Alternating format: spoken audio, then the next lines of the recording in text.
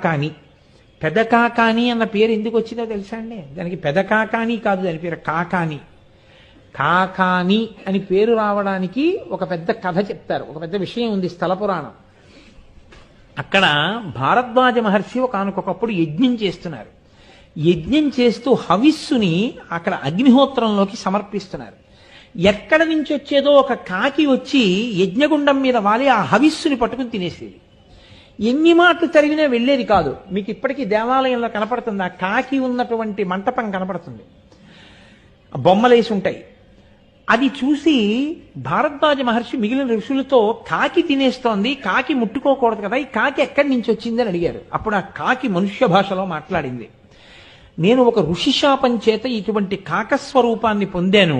నువ్వు ఈ యజ్ఞం చేస్తే ఎంత ఫలితం వస్తుందో దీనికి 1000 రెట్లు ఫలితం రావాలంటే నువ్వు మణులతో కూడినటువంటి జలములతో, నదీ జలములతో, సముద్ర జలాలతో నన్ను అభిషేకించు.